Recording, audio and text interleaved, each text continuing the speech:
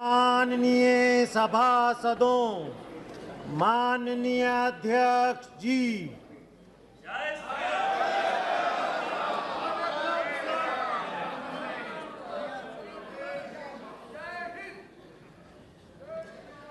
Item number 1 माननीय वित्त मंत्री श्रीमती निर्मला सीतारमण जी।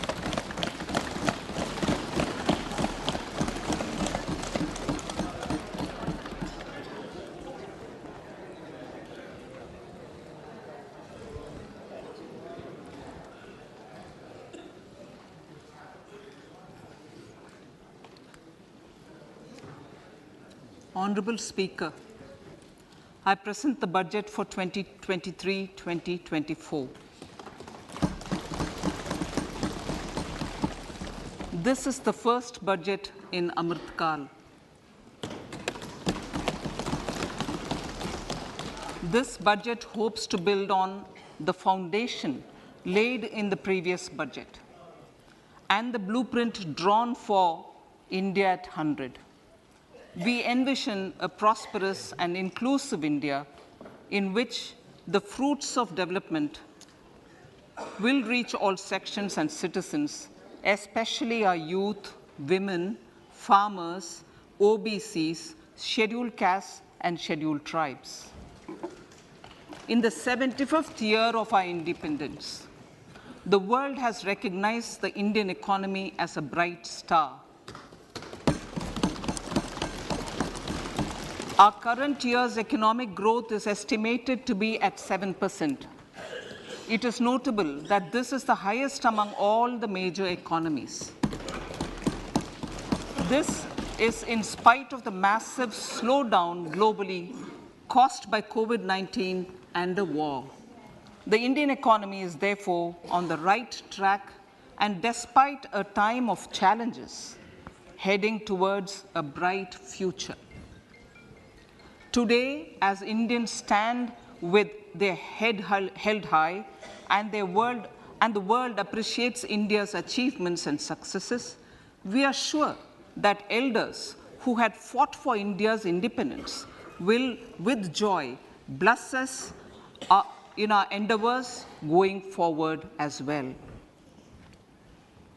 Our focus on wide-ranging reforms and sound policies implemented through Sabka Prayas, resulting in Jan Bhagidari and targeted support to those in need, helped us perform well in trying times. India's rising global profile is because of the several accomplishments: unique world-class digital public infrastructure, example, Aadhaar, CoWIN, and UPI. COVID vaccination drive in unparalleled scale and speed, proactive role in frontier areas such as achieving the climate-related goals, Mission Life, and National Hydrogen Mission. During the COVID-19 pandemic, we ensured that no one goes to bed hungry with a scheme to supply free food grains to over 80 crore persons for 28 months. Continuing our commitment to ensure food and nutritional security, we are implementing from 1st January 2023 a scheme to supply free food grain to all Antyodaya and priority households for the next 1 year.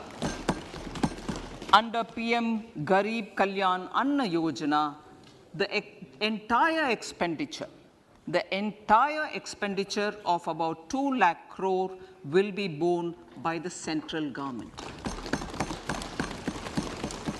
In these times of global challenges, the G20 presidency gives us a unique opportunity to strengthen India's role in the world economic order.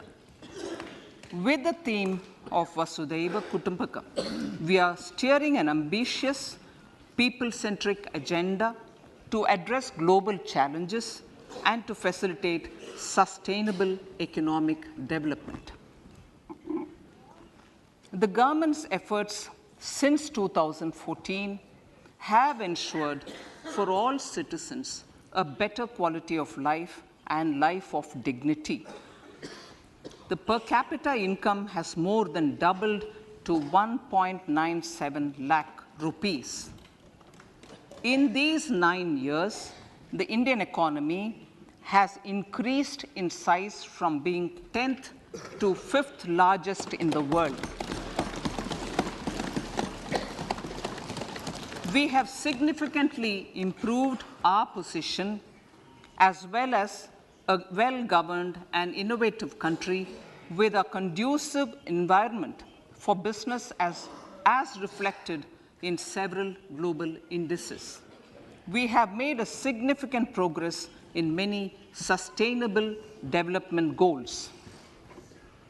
The economy has become a lot more formalized as reflected in the EPFO membership, more than doubling to 27 crore and rupees 7,400 crore digital payments of 126 lakh crore rupees through UPI in 2022. The efficient implementation of many schemes with universalization of targeted benefits has resulted in inclusive development. Some of the schemes are 11.7 crore household toilets under Swachh Bharat mission, which is achieved, 9.6 crore LPG connections under Ujjwala, 220 crore COVID vaccination of 102 crore persons, 47.8 crore PM Jan Dhan bank accounts, insurance cover for 44.6 crore persons under PM Suraksha Bima and PM Jeevan Jyoti Yojana, and cash transfer of 2.2 lakh crores of rupees to 11.4 crore to over 11.4 crore farmers under PM Kisan Samman Nidhi. Our vision for the Amrit Kal includes technology-driven and knowledge-based economy with strong public finances and a robust financial sector. To achieve this, Jan Bhagidari through Sabka Saath, Sabka Prayas is essential. The economic agenda for achieving this vision focuses on three things. First, facilitating ample opportunities for citizens, especially the youth, to fulfill their aspirations. Second, providing strong impetus to growth and job creation. And third, strengthening macroeconomic stability. To service these focus areas in our journey to India at 100, we believe that the following 4 opportunities can be transformative during Amrit Kal. Economic empowerment of women. Deen Dayal Antyodaya Yojana National Rural Livelihood Mission has achieved remarkable success by mobilizing rural women into 81 lakh self-help groups. We will enable these groups to reach the next stage of economic empowerment through formation of large producer enterprises or collectives, with each having several thousand members and managed professionally.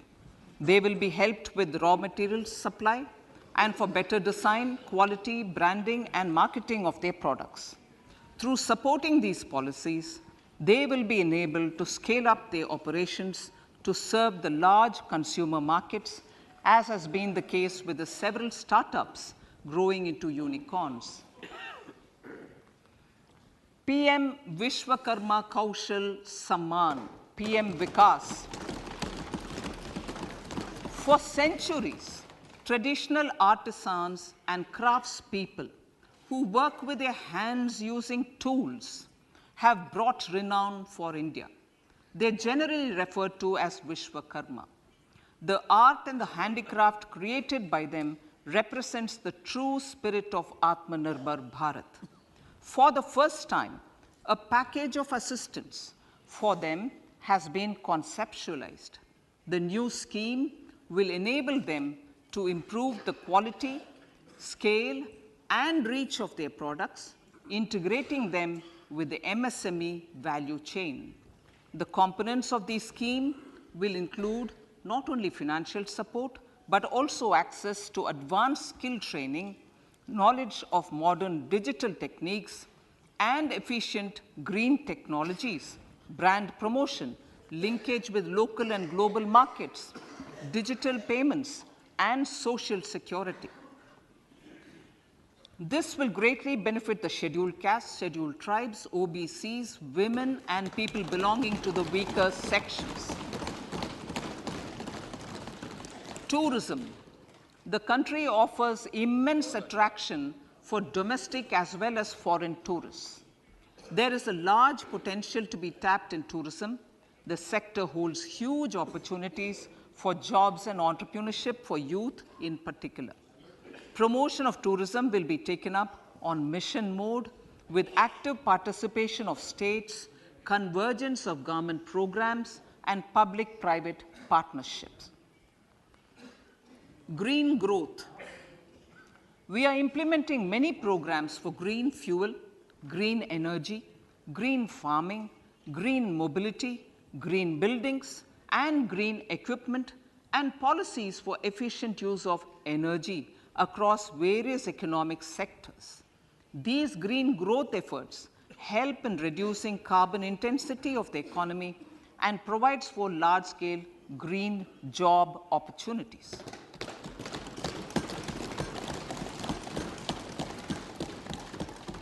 Priorities of this budget. The budget adopts the following 7 priorities. They complement each other and act as the Saptarishi guiding us through the Amritkal. Inclusive development, reaching the last mile, infrastructure and investment, unleashing the potential, green growth, youth power, and financial sector. I now speak on the priority number 1, inclusive development. The government's philosophy of Sabka Saath, Sabka Vikas has facilitated inclusive development covering in specific farmers, women, youth, OBCs, scheduled castes, scheduled tribes, Divyangjan, and economically weaker sections, and overall priority for the underprivileged, Vanchiton ko Variyata. There has also been a sustained focus on Jammu Kashmir, Ladakh, and the Northeast. This budget builds on those efforts. Digital public infrastructure for agriculture. Digital public infrastructure for agriculture will be built as an open source, open standard, and interoperable public good.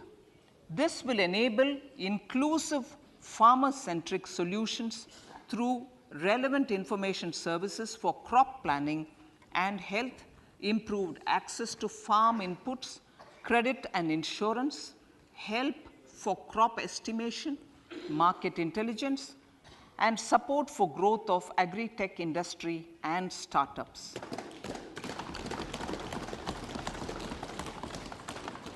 An agriculture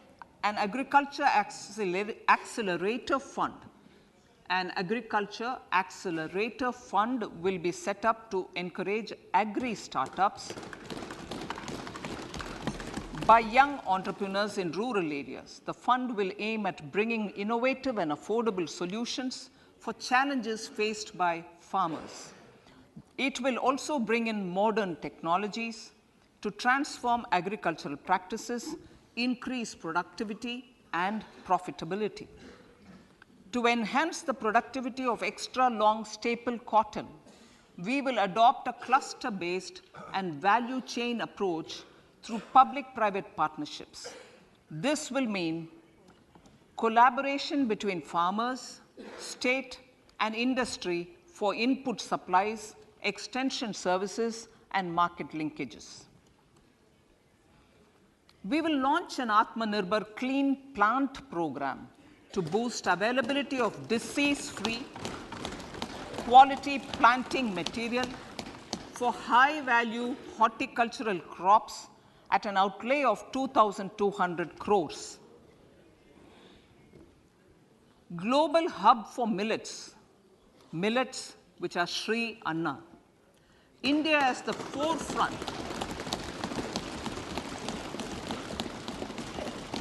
India is at the forefront of popularizing millets, whose consumption furthers nutrition, food security, and welfare of farmers, said the Honorable Prime Minister.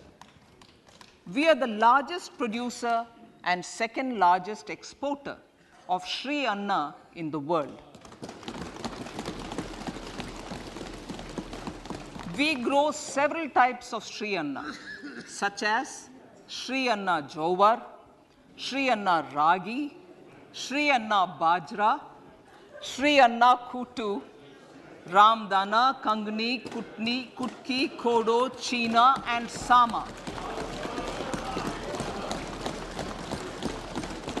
These have a number of health benefits and have been an integral part of our food for centuries.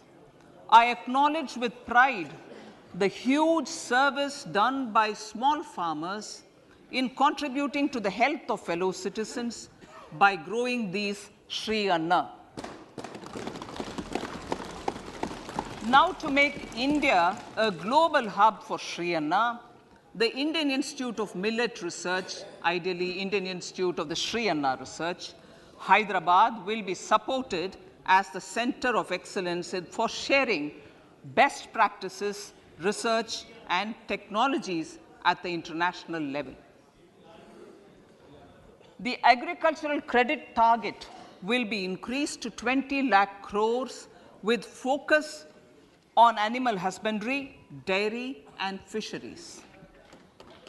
We will launch a new sub-scheme of PM Matsya Sampada Yojana, which is an existing scheme, but we launch a new sub-scheme with targeted investment of 6,000 crores to further enable activities of fishermen, fish vendors, and micro and small entrepreneurs, improve value chain efficiencies, and expand the market. For farmers, especially small and marginal farmers and other marginalized sections, the government is promoting cooperative-based economic development model. A new Ministry of Cooperation was formed with a mandate to realize the vision of Sahkar Se Samriddhi. To realize this vision, the government has already initiated computerization of 63,000 primary agricultural credit societies with an investment of 2,560 crores, 2,516 crores.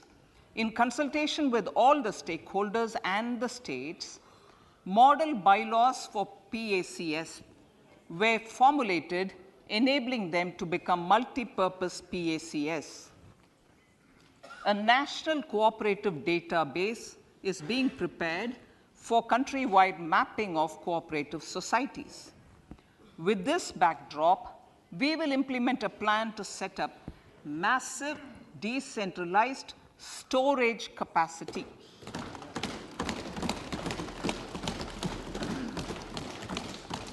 This will help farmers store their produce and realize remunerative prices through sale at appropriate times. The government will also facilitate setting up of a large number of multi-purpose cooperative societies, primary fisheries societies, and dairy cooperative societies in uncovered panchayat and villages in the next 5 years.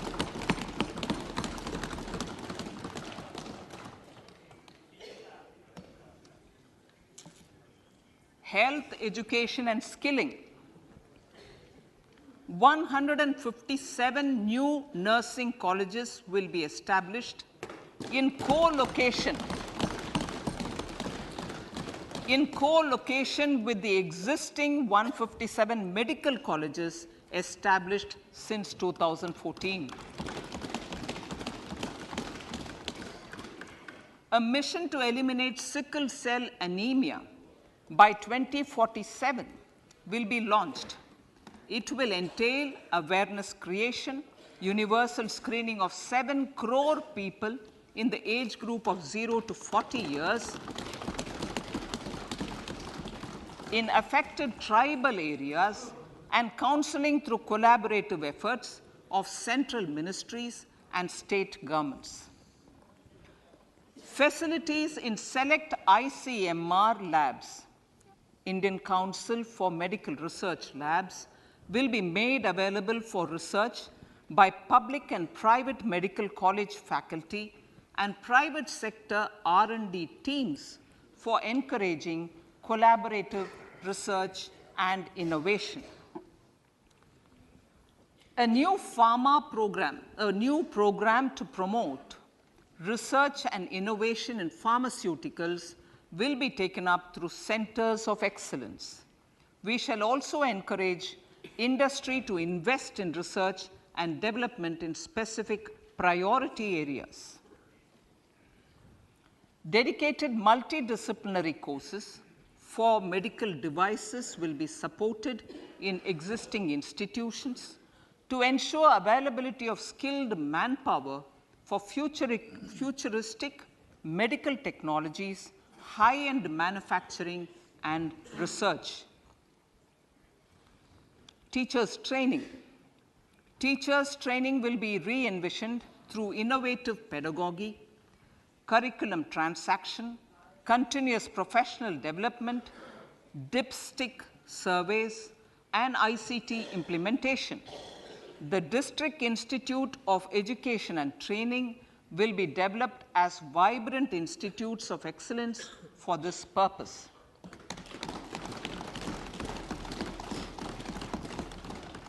National Digital Library for Children and Adolescents.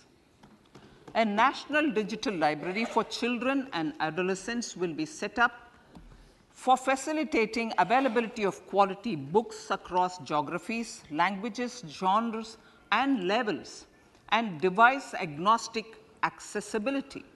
States will be encouraged to set up physical libraries for them at panchayat and ward levels and provide infrastructure for accessing the national digital library resources.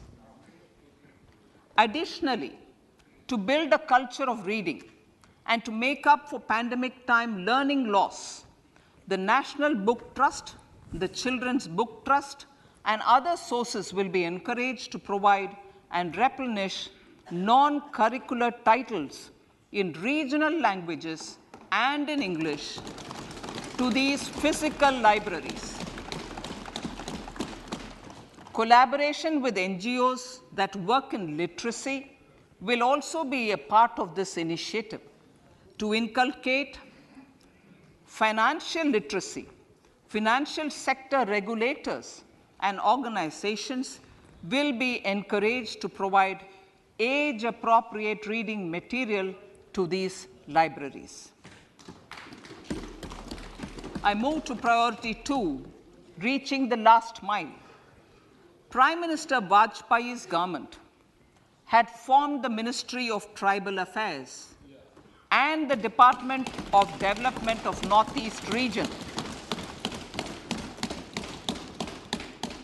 to provide a sharper focus to the objective of reaching the last mile. Our government has formed the Ministries of Ayush, Fisheries, Animal Husbandry and Dairying, Skill Development, Jal Shakti, and Cooperation. Building on the success of the Aspirational Districts program, the government has recently launched the Aspirational Blocks program, covering 500 blocks for saturation of essential government services across multiple domains such as health, nutrition, education, agriculture, water resources, financial inclusion, skill development, and basic infrastructure. Manya Speaker, sir, Pradhan Mantri PBTG, which is Primitive Vulnerable Tribal Groups Development Mission, is being launched. To improve socio-economic conditions of the particularly vulnerable tribal groups, the PBTGs as we refer them to, Pradhan Mantri PBTG Development Mission will be launched. This will saturate PBTG families and habitations with basic facilities such as safe housing, clean drinking water and sanitation, improved access to education, health, nutrition, road and telecom connectivity, and sustainable livelihood opportunities. An amount of 15,000 crores will be made available to implement the mission in the next 3 years under the Development Action Plan for the Scheduled Tribes. Ekalavya Model Residential Schools. In the next 3 years, Center will recruit 38,800 teachers and support staff for the 740 Ekalavya Model Residential Schools, which is serving 3.5 lakh tribal students.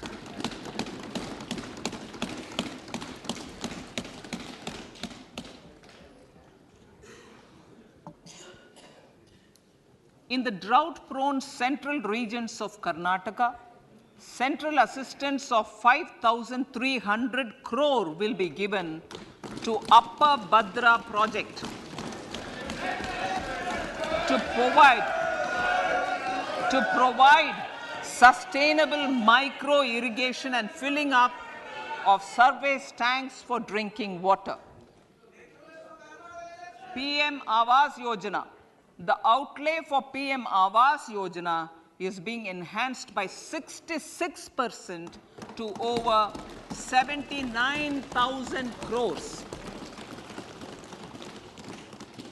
Bharat Shared Repository of Inscriptions will be set up in a digital epigraphy museum with digitization of 1 lakh ancient inscriptions in the first stage. Support for poor prisoners. For poor persons who are in prisons and unable to afford the penalty or the bail amount, required financial support will be provided. Priority number 3, infrastructure and investment. Investments in infrastructure and productive capacity have a large multiplier impact on growth and employment. After the subdued period of the pandemic, private investments are growing again. The budget takes the lead once again to ramp up the virtuous cycle of investment and job creation.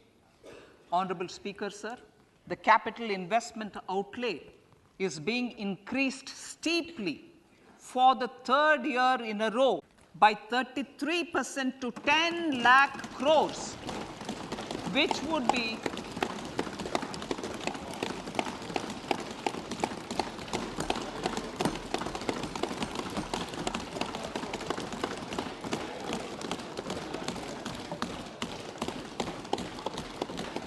which would be 3.3% of GDP.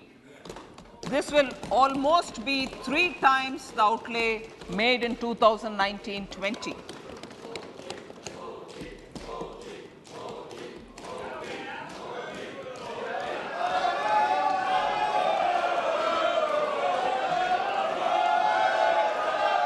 This substantial increase in recent years is central to the government's efforts to enhance growth potential and job creation, crowd in private investments, and provide a cushion against global headwinds.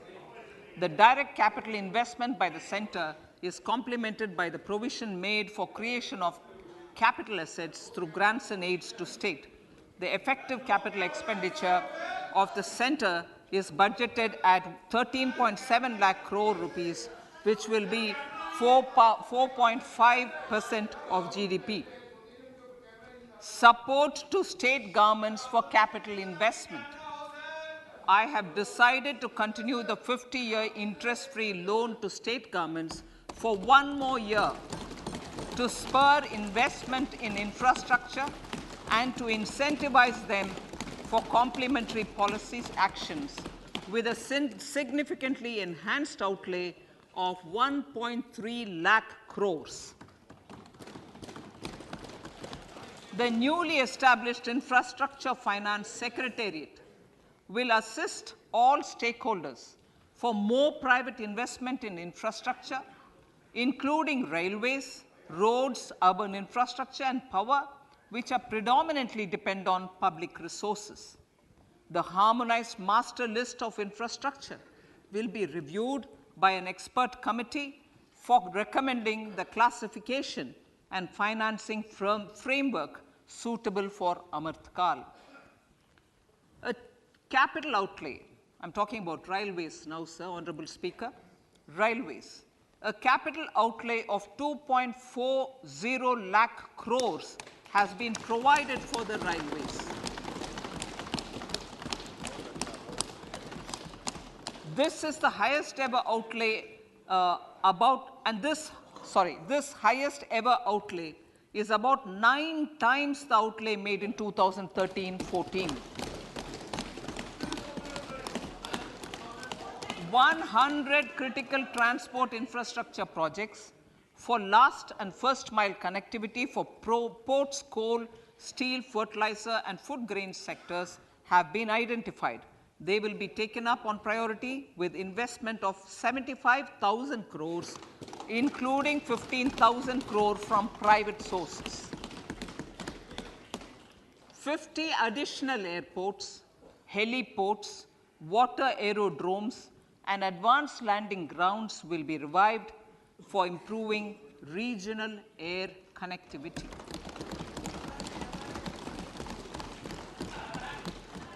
Sustainable cities for tomorrow.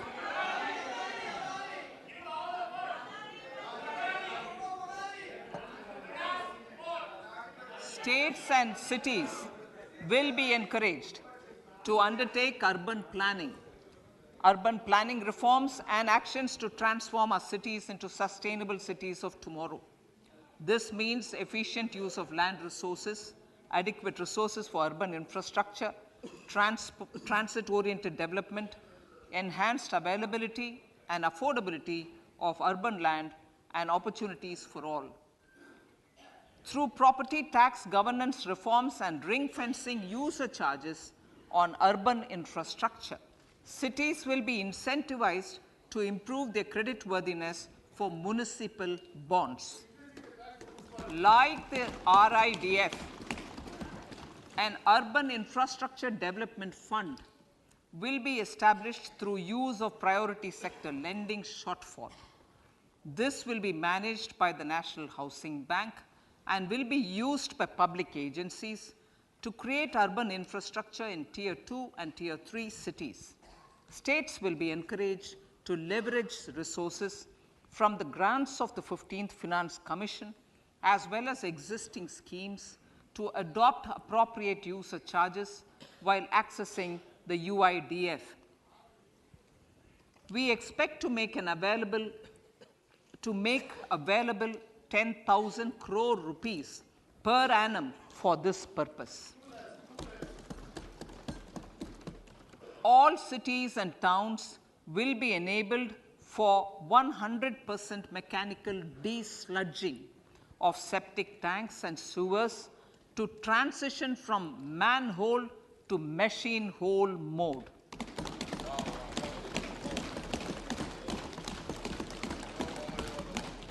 Enhanced focus will be provided for scientific management of dry and wet waste. Honorable Speaker, sir, our Prime Minister had said, good governance is the key to a nation's progress. Our government is committed to providing a transparent and accountable administration, which works for the betterment and welfare of common citizens. Mission Karma Yogi. Under Mission Karma Yogi, center, states, and the union territories are making and implementing capacity building plans for civil servants.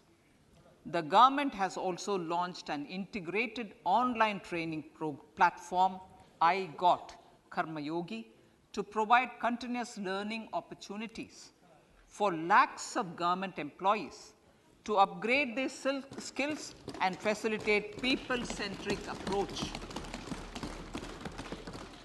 Sir, for enhancing ease of doing business, more than 39,000 compliances have been reduced, and more than 3,400 legal provisions have been decriminalized. For furthering the trust-based governance, we have introduced the Jan Vishwas Bill to amend 42 central acts. This budget proposes a series of measures to unleash the potential of our economy. Centers of Excellence for Artificial Intelligence. For realizing the vision of Make AI in India and Make AI Work for India, 3 centers of excellence for artificial intelligence will be set up in top educational institutions. Leading industry players will partner in conducting interdisciplinary research, develop cutting-edge applications, and scalable problem solutions in the areas of agriculture, health, and sustainable cities. This will galvanize an effective AI ecosystem and nurture quality human resources in the field. National Data Governance Policy. To unleash innovation and research by startups and academia, a national data governance policy will be brought out. This will enable access to anonymized data. The KYC process will be simplified, adopting a risk-based instead of one-size-fits-all approach. The financial sector regulators will also be encouraged to have a KYC system fully amenable to meet the needs of digital India. One-stop solution for identity and address updating. A one-stop solution for reconciliation and updating of identity and address of individuals maintained by various government agencies, regulators, and regulated entities will be established using DigiLocker service and Aadhaar as foundational identity. Speaker, sir, common business identifier. For the business establishments required to have a permanent account number, the PAN will be used as the common identifier for all digital systems of specified government agencies. This will bring ease of doing business, and it will be facilitated through a legal mandate. For obviating the need for separate submission of same information to different government agencies, a system of unified filing process will be set up.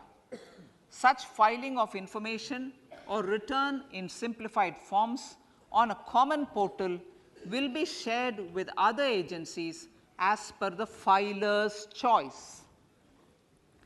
Vivad Se Vishwas 1, relief for MSMEs. In cases of failure by MSMEs to execute contracts during the COVID period, 95% of the forfeited amount relating to the bid or performance security will be returned to them by government and government undertakings. This will provide relief to the MSMEs. Vivad Se Vishwas 2, settling contractual disputes. To settle contractual disputes of government and government undertakings, wherein arbitral award is under challenge in a court, a voluntary settlement scheme with standardized terms will be introduced. This will be done by offering graded settlement terms depending on pendency level of the dispute.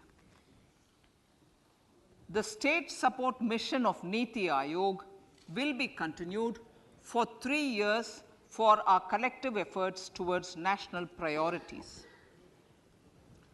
Result-based financing.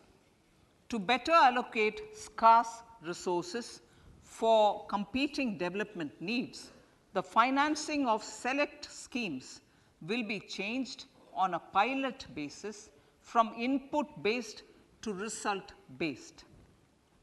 E-courts. For efficient administration of justice, phase 3 of e-courts projects phase 3 of the e-courts project will be launched with an outlay of 7,000 crores. Fintech services in India have been facilitated by our digital public infrastructure, including Aadhaar, PM Jan Dhan Yojana, Video, KYC, India Stack, and UPI. To enable more fintech innovative services, the scope of documents available in DigiLocker for individuals will be expanded.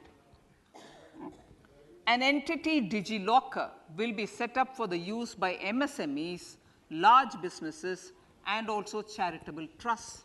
This will be towards storing and sharing documents online securely whenever needed with various authorities, regulators, banks, and other business entities. 5G services. 100 labs for developing applications using 5G services will be set up in engineering institutions.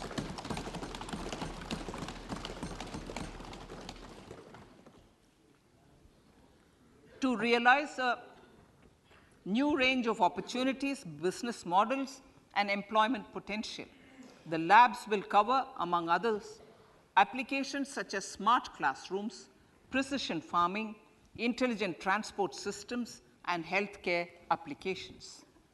Lab-grown diamonds. Lab-grown diamonds is a technology and innovation-driven emerging sector with high employment potential.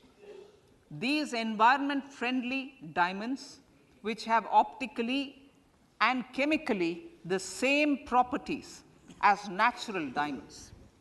To encourage indigenous production of LGD, lab-grown diamond seeds and machines, and to reduce import dependency, a research and development grant will be provided to one of the IITs for 5 years. To reduce the cost of production, a proposal to review the custom duty on LGD seeds will be indicated in Part B of the speech. I come to the fifth priority, Honorable Speaker, sir, green growth. Honorable Prime Minister has given a vision for life or lifestyle for environment to spur a movement of environmentally conscious lifestyle. India is moving forward firmly for the Panchamrit, the net zero carbon emission by 2070 to usher in green industrial and economic transition. This budget builds on our focus on green growth.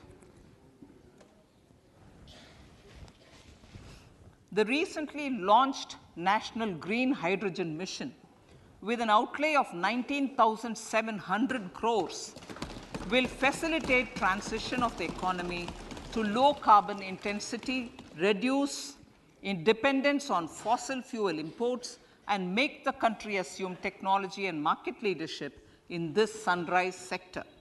Our target is to reach an annual production of 5 MMT by 2030. Energy transition.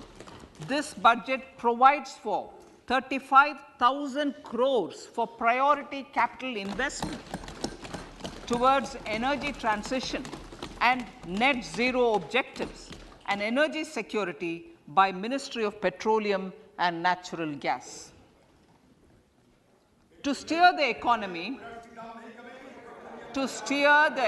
on sustainable development path, battery energy storage systems with capacity of 4,000 MWH will be supported with viability gap funding.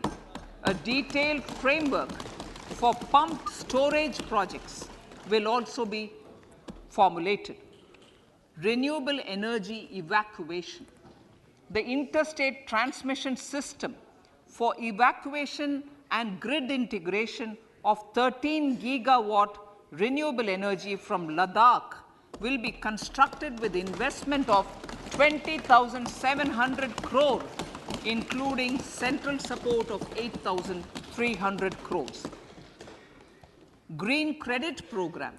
For encouraging behavioral change, a green credit program will be notified under the Environment Protection Act. This will incentivize environmentally sustainable and responsive actions by companies, individuals, and local bodies, and help mobilize additional resources for such activities. PM Program for Restoration, Awareness, Nourishment, and Amelioration of Mother Earth, PM Pranam, will be launched to incentivize states and union territories to promote alternative fertilizers and balanced use of chemical fertilizers. Go Bardhan scheme. 500 new waste to wealth plants under Go Bardhan, galvanizing organic bio-agro resources done. Go Bardhan scheme will be established for promoting circular economy.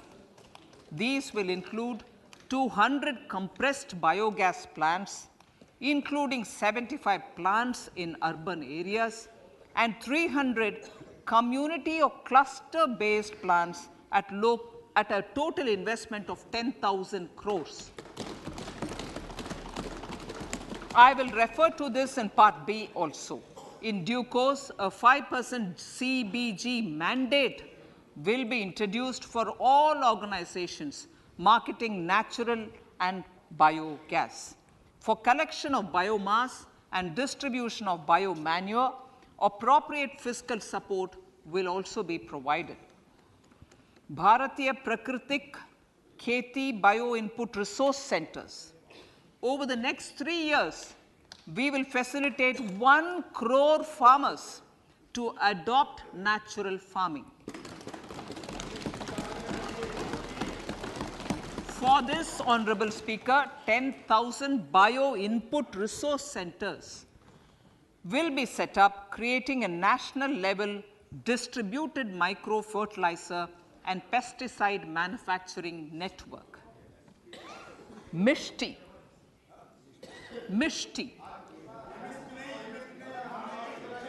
Building on India's success in afforestation, mangrove initiative for shoreline habitats and tangible incomes, Mishti, will be taken up for mangrove plantation along the coastline and on salt pan lands wherever feasible through convergence between Manrega, Campa, Fund, and other sources. Amrit Dharohar. Wetlands are vital ecosystems which sustain biological diversity.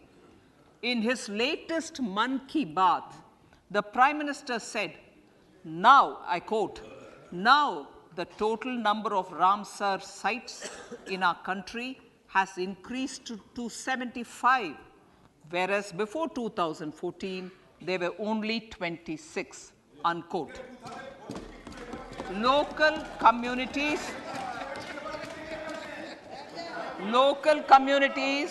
have always been at the forefront of conservation efforts. the government will promote their unique conservation values through Amrit Dharohar, a scheme that will be implemented over the next 3 years to encourage optimal use of wetlands and enhance biodiversity, carbon stock, ecotourism opportunities, and income generation for local communities. Coastal shipping. Coastal shipping will be promoted as the energy efficient and lower cost mode of transport, both for passengers and freight, through PPP mode with viability gap funding. Vehicle replacement. Vehicle replacement is an important continuing policy, replacing the old political, I know, replacing, absolutely, thank you. Replacing old polluting vehicles. May be applicable, right? Replacing old polluting vehicles is an important part of greening our economy. In furtherance of the vehicle scrapping policy mentioned in Budget 21-22, I have allocated adequate funds to scrap old vehicles of the central government. States will also be supported in replacing old vehicles and old state ambulances. Honorable Speaker, sir, I move to priority 6, youth power. To empower our youth and help the Amrit PD realize their dreams, we have formulated the National Education Policy, which is very wide in its scope, but one of the things is also to focus on skilling, adopted economic policies that facilitate job creation at scale and have supported business opportunities. Pradhan Mantri Kaushal Vikas Yojana. Pradhan Mantri Kaushal Vikas Yojana 4.0 will be launched to skill lakhs of youth within the next 3 years.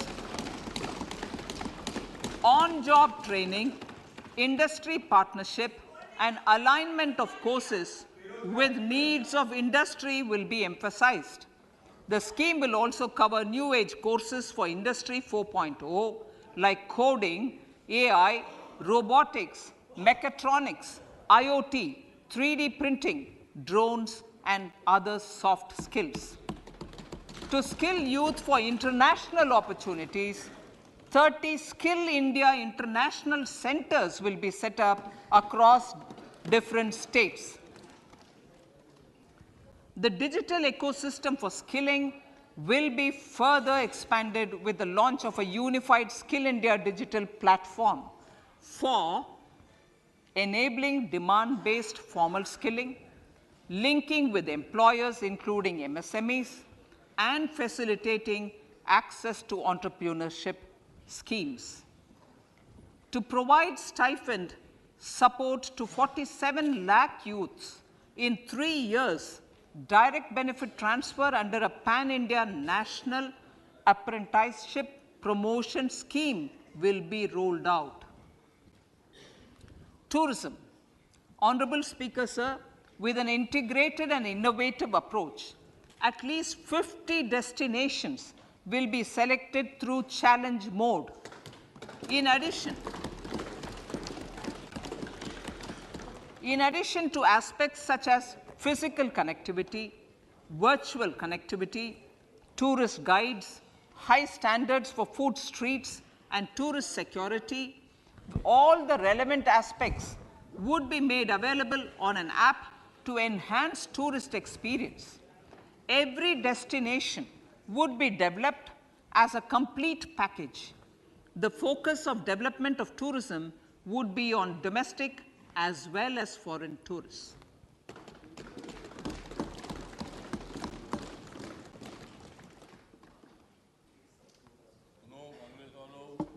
Sector-specific skilling and entrepreneurship development will be dovetailed to achieve the objectives of Dekho Apna Desh initiative.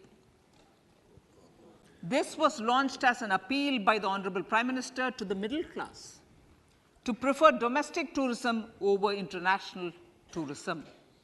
The integrated development of theme-based tourist circuits, the Swadesh Darshan scheme, was also launched. Under the Vibrant Villages program, tourism infrastructure and amenities will be facilitated in border villages. Unity Mall. States will be encouraged to set up a Unity Mall in their state capital or most prominent tourism center or the financial capital for promotion and sale of their one district, one product and GI products and other handicraft products, and for providing space for such products of all other states as well. Sir, priority number 7, financial sector. Our reforms in the financial sector and innovative use of technology have led to financial inclusion at scale, better and faster service delivery, ease of access to credit, and participation in financial markets. This budget proposes to further these measures. Credit guarantee for MSMEs.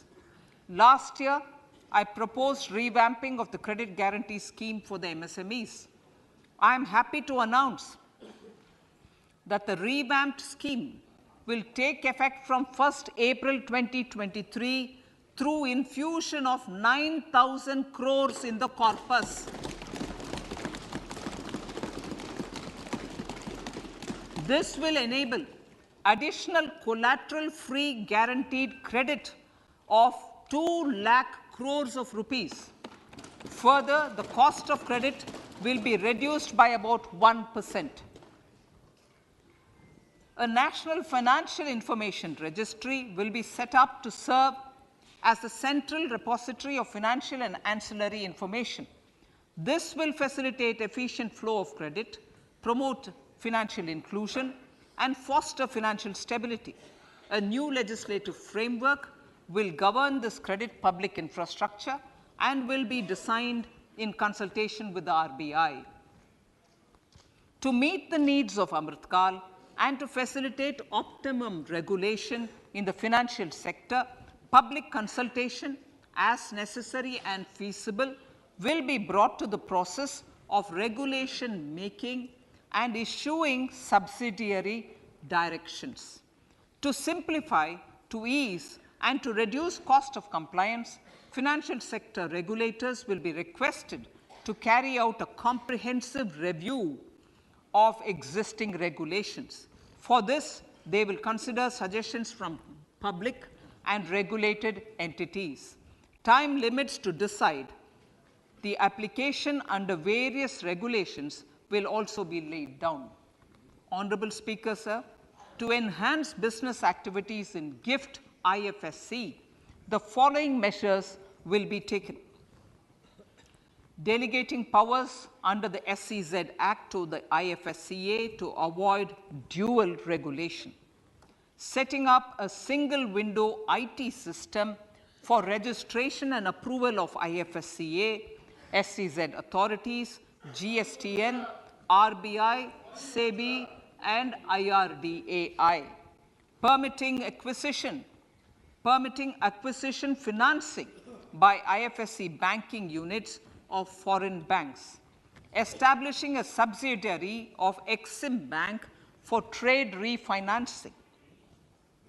Amending IFSCA Act for statutory provisions for arbitration, ancillary services, and avoiding dual regulation under the SEZ Act, and recognizing offshore derivative instruments as valid contracts.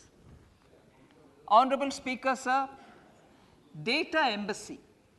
For countries looking for digital continuity solutions, we will facilitate setting up of their data embassies in GIFT IFSC.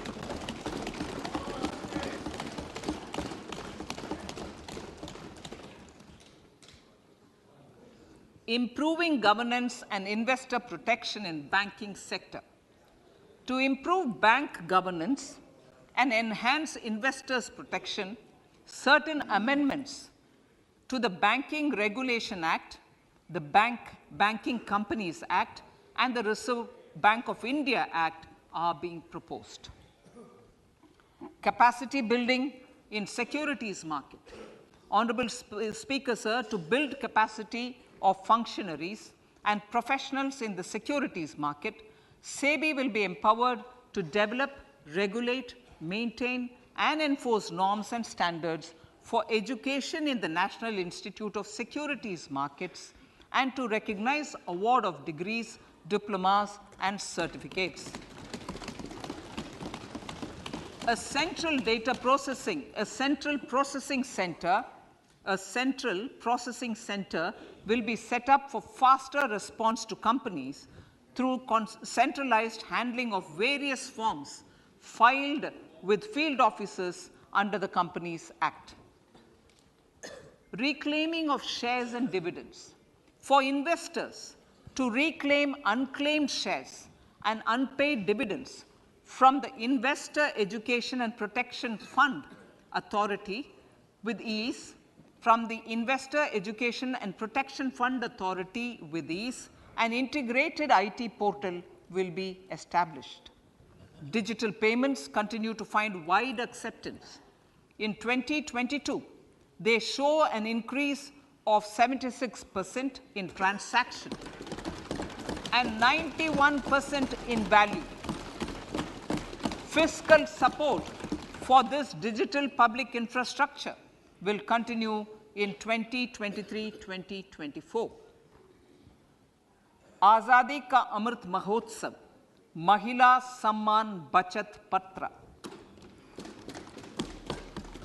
For commemorating Azadi Ka Amrit Mahotsav, a one-time new small savings scheme, Mahila Samman Savings Patra or Savings Certificate, Mahila Samman Savings Certificate will be made available for a 2-year period up to March 2025. This will offer deposit facility up to 2 lakh in the name of a woman or girls for a tenure of 2 years at fixed interest rate of 7.5% with partial withdrawal option. Senior citizens. The maximum deposit limit for senior citizens savings scheme will be enhanced from 15 lakh to 30 lakhs of rupees. The maximum deposit limit for monthly income account scheme will be enhanced from 4.5 lakh to 9 lakh for single account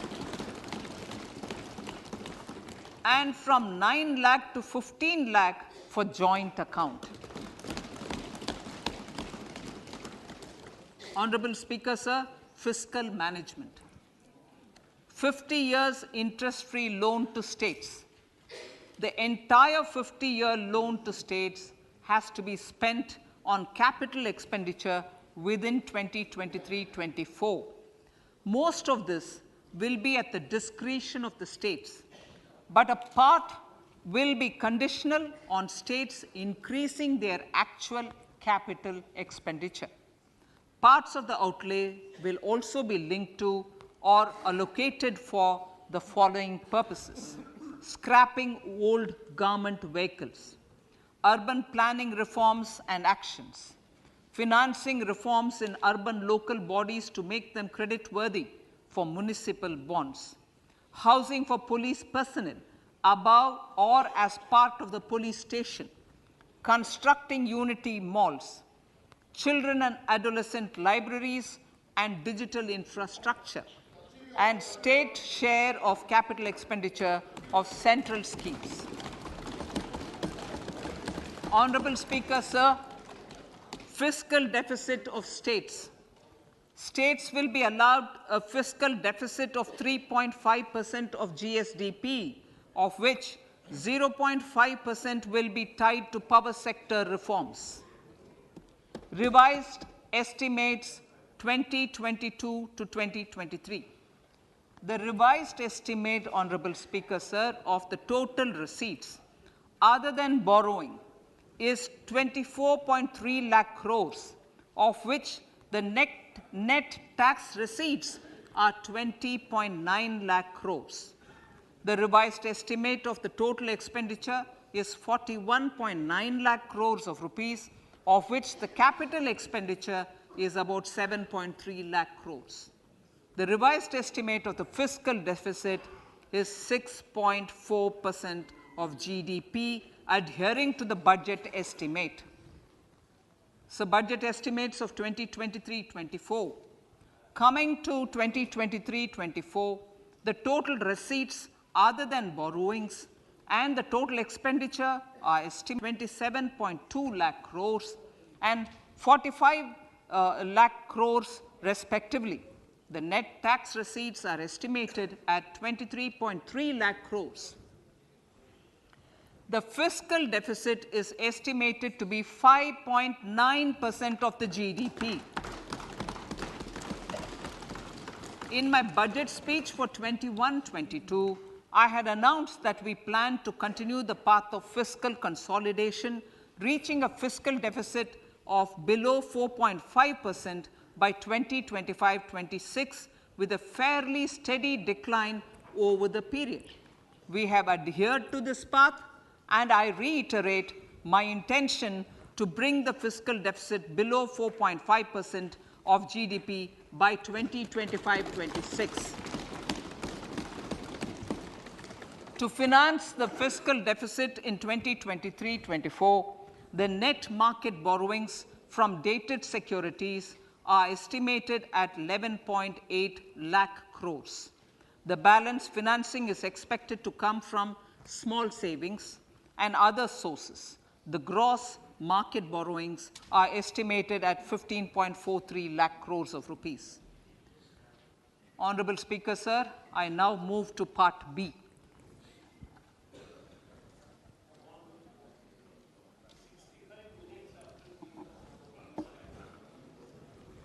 Indirect taxes.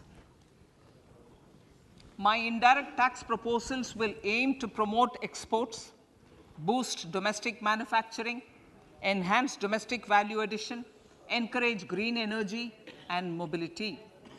A simplified tax structure with fewer tax rates helps in reducing compliance burden and improving tax administration.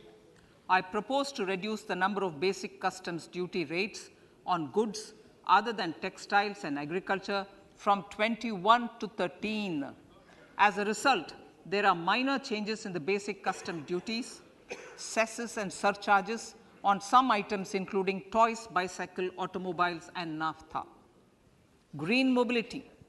To avoid cascading of taxes on blended compressed natural gas, I propose to exempt excise duty on GST paid compressed biogas contained in it.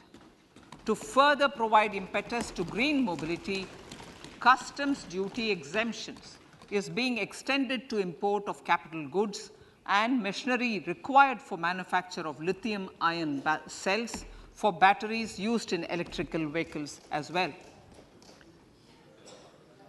Electronics.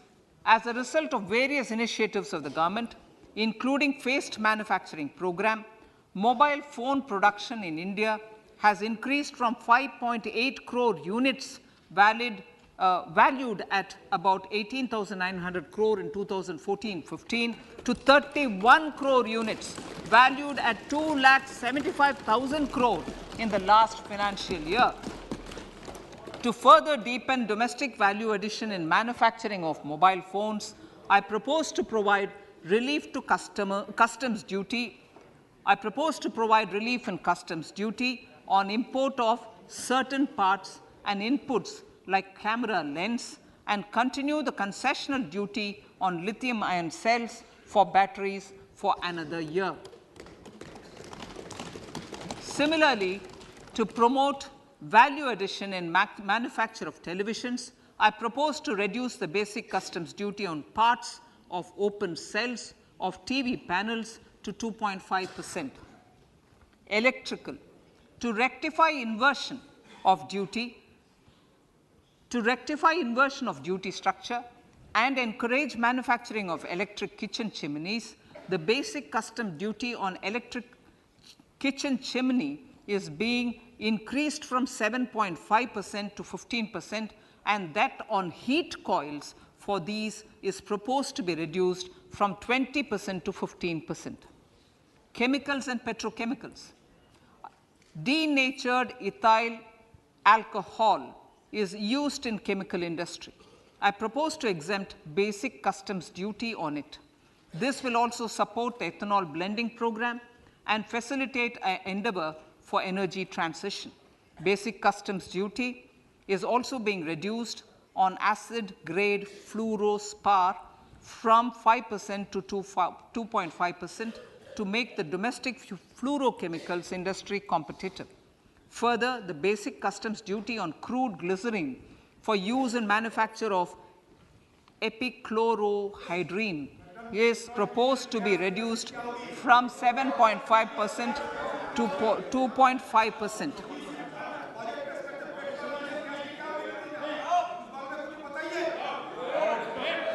Marine products.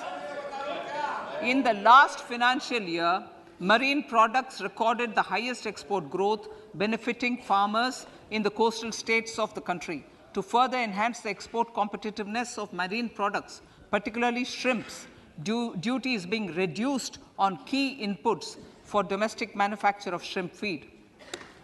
India is a global leader, as I said in Part A, in cutting and polishing of natural diamonds, contributing about 3/4 of the global turnover by value. With the depletion of deposits of natural diamonds, the industry is moving towards lab-grown diamonds, and it holds huge promise. To seize this opportunity, I propose to reduce the basic customs duty on seeds used in their manufacture. Customs duties on dore or dore and bars of gold and platinum were increased earlier this fiscal. I propose to increase the duties on articles made therefrom to enhance the duty differential. I also propose to increase the import duty on silver doors, bars, and articles to align them with that on gold and platinum. To facilitate availability of raw materials for the steel sector, exemptions from basic custom duty on raw materials for manufacture of CRGO steel, ferrous scrap, and nickel cathode is being continued. Similarly, the concessional BCD of 2.5% on copper scrap is also being continued to ensure the availability of raw materials for secondary copper producers who are mainly in the MSME sectors. Compounded rubber. The basic custom duty rate on compounded rubber is being increased from 10% to 25% or 30 kg, whichever is lower, at par with that of natural rubber other than latex, to curb circumvention of duty. Cigarettes. National calamity contingent duty on specified cigarettes was last revised 3 years ago. This is proposed to be revised upwards by about 16%. Direct taxes. I now come to my direct tax proposals. Honorable Speaker, these proposals aim to maintain continuity and stability of taxation, further simplify and rationalize various provisions to reduce the compliance burden, promote the entrepreneurial spirit, and provide tax relief to citizens. It has been constant endeavor of the Income Tax Department to improve taxpayers' services by making compliance easy and smooth. Our taxpayers portal received a maximum of 72 lakh returns in a day, processed more than 6.5 crore returns this year. Average processing period reduced from 93 days in financial year 13-14 to 16 days only now. And 45% of the returns were processed within 24 hours. We intend to further improve this, roll out the next generation common IT return form for taxpayer convenience, and also plan to strengthen the grievance redressal mechanism. MSMEs and professionals. MSMEs are growth engines of our economy. Micro enterprises with turnover up to 2 crore of rupees and certain professionals with turnover of up to 50 lakh rupees can avail the benefit of presumptive taxation. I propose to provide enhanced limits of 3 crore and 75 lakh respectively to the taxpayers whose cash receipts are no more than 5%. Whose cash receipts are no more than 5%. Moreover, to support MSMEs in timely receipt of payments, I propose to allow deduction for expenditure incurred on payments made to them only when payment is actually made. Cooperation. Cooperation is a value to be cherished. In realizing our Prime Minister's goal for Sehkar Se Samriddhi and his resolve to connect the spirit of cooperation with the spirit of Amrit Kal, in addition to the measures proposed in Part A, I have a slew of proposals for the cooperation sector. First, new cooperatives that commence manufacturing activities till 2024, 31st March, shall get the benefit of a lower tax rate of 15%, as is presently available to new manufacturing companies. Secondly, I propose to provide an opportunity to sugar cooperatives to claim payments made to sugarcane farmers for the period prior to the assessment year 2016-17 as expenditure. This is expected to provide them a relief of almost 10,000 crores. Thirdly, I am providing a higher limit of 2 lakh per member for cash deposits to loans in cash by primary agricultural cooperative societies and primary cooperative agriculture and rural development banks. I repeat that. Thirdly, I am providing a higher limit of 2 lakh per member for cash deposits to and loans in cash by primary agricultural cooperative societies and primary cooperative agricultural and rural development banks. Similarly, a higher limit of 3 crore for TDS on cash withdrawal is being provided to cooperative societies. Startups.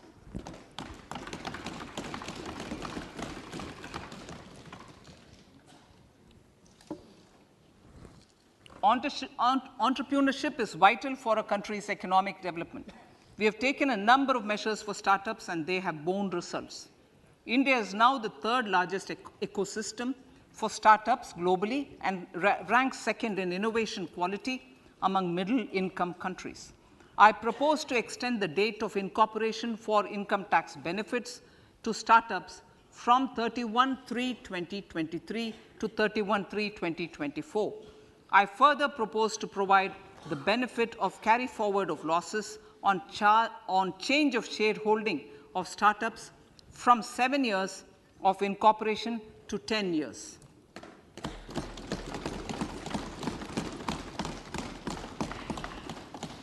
To reduce the pendency of appeals at commissioner level, I propose to deploy about 100 joint commissioners for disposal of small appeals. We shall also be more selective in taking up cases for scrutiny of returns already received this year. Better targeting of tax concessions. For better targeting of tax concessions and exemptions, I propose to cap deduction from capital gains on investment in residential house under Section 54 and Section 54F to 10 crores. Another proposal with similar intent is to limit income tax exemption from proceeds of insurance policies with very high value. Rationalization. Honorable Speaker, sir, there are a number of proposals relating to rationalization and simplification. Income of authorities, boards, and commissions set up by statutes of union or state for the purpose of housing, development of cities, towns, and villages, and regulating and developing an activity or matter is proposed to be exempted from income tax. Other major measures in this direction are removing the minimum threshold of 10,000 for TDS and clarifying taxability relating to online gaming. not treating conversion of gold into electronic gold receipts and vice versa as capital gains, reducing the TDS rate from 30% to 20% on taxable portion of EPF withdrawals in non-PAN cases, and taxation on income for market-linked debentures.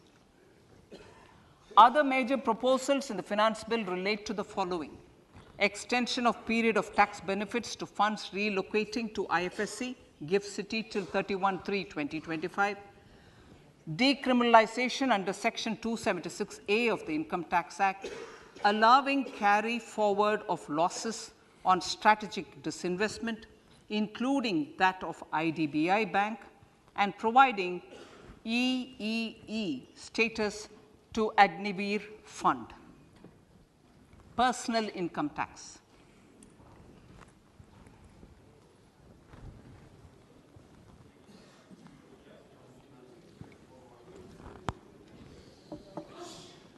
Now I come to what everyone is waiting for. Personal income tax. I have 5 major announcements to make in this regard. These primarily benefit our hard-working middle class. The first one concerns rebate. Currently, those with income up to 5 lakh do not pay any income tax in both old and new regimes. I propose to increase the rebate limit to 7 lakhs in the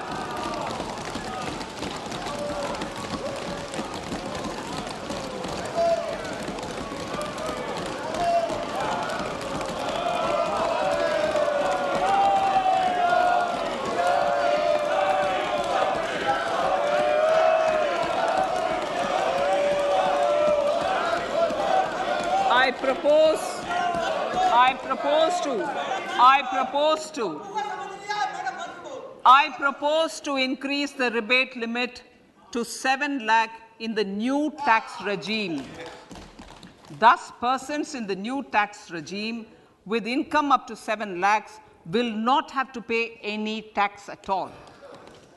The second proposal relates to middle class individuals. I had introduced in the year 2020 the new personal income tax regime with 6 income slabs starting from 2.5 lakh. I propose to change the tax structure in this regime by reducing the number of slabs to 5 and increasing the tax exemption limit to 3 lakhs. The new tax rates are 0 to 3 lakh, nil; 3 to 6 lakhs, 5%; 6 to 9 lakhs, 10%; 9 to 12 lakh, 15%; 12 to 15 lakhs, 20%; and above 15 lakhs, 30%. This will provide major relief to all taxpayers in the new regime. An individual with an annual income of 9 lakhs will be required to pay only 45,000 rupees. This is only 5% of his or her income. It is a reduction of 25% on what he or she is required to pay now. That is 60,000. So in the place of 60,000, it is now only 45,000. Similarly, an individual with an income of 15 lakh rupees would be required to pay only 1.5 lakh or 10% of his income or her income, a reduction of 20% from the existing liability of 1,87,500 rupees. My third proposal is for the salaried class and the pensioners, including family pensioners, for whom I propose to extend the benefit of standard deduction to the new tax regime.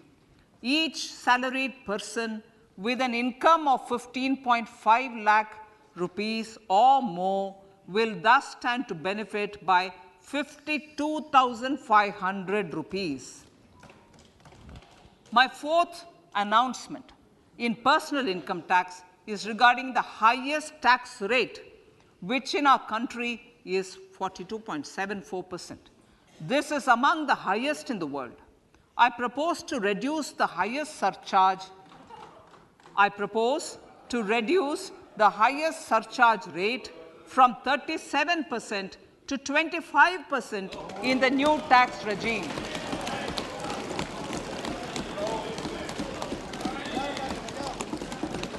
This would result in reduction of the maximum rate. This would result in the reduction of the maximum tax rate to 39%. Lastly, the limit of 3 lakh rupees for tax exemption on leave encashment on retirement of non-government salaried employees was last fixed in the year 2002, when the highest basic pay in the government was only 30,000 rupees per month. In line with the increase in the government salaries, I am proposing to increase this limit to 25 lakh rupees.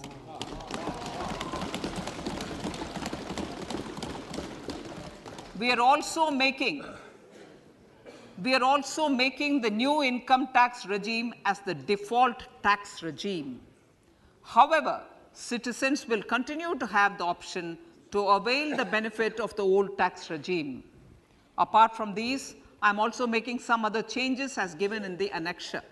As a result of these proposals, revenue of about 38,000 crore to 37,000 crore in direct taxes and rupees 1,000 crore in indirect taxes will be foregone, while revenue of about 3,000 crore will be additionally mobilized. Thus, the total revenue foregone is about 35,000 crores annually. Honorable Speaker, sir, with these words, I commend the budget to this august House.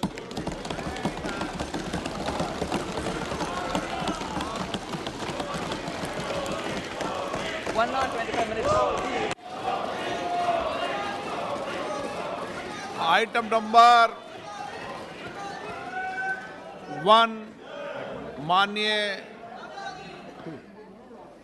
Item number 2 Shrimati Nirmala Sitharaman ji. Sir, with your permission, I lay on the table of the following statements. Under Section 3(1) of the Fiscal Responsibility Budget Management Act 2003, 1. Medium-term fiscal policy cum fiscal policy strategy statement and macroeconomic framework statement.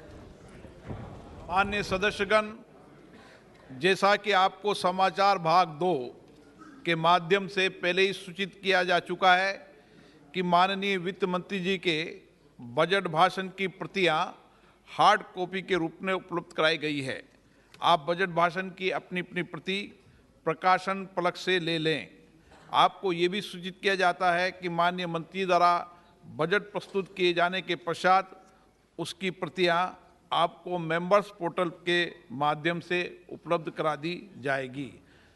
Item number 3 माननीय मंत्री जी, वित्त मंत्री जी. Sir, with your permission, I rise to move for leave to introduce the Finance Bill 2023. प्रश्न ये है कि विधेयक को पुनर्स्थापित करने की अनुमति प्रदान की जाए. जो सदस्य इसके पक्ष में हाँ कहें, जो सदस्य विरोध में ना कहें. मेरे विचार में निर्णय हाँ वालों के पक्ष में. माननीय मंत्री जी विधेयक को पुनर्स्थापित करें. Sir, I introduce the bill.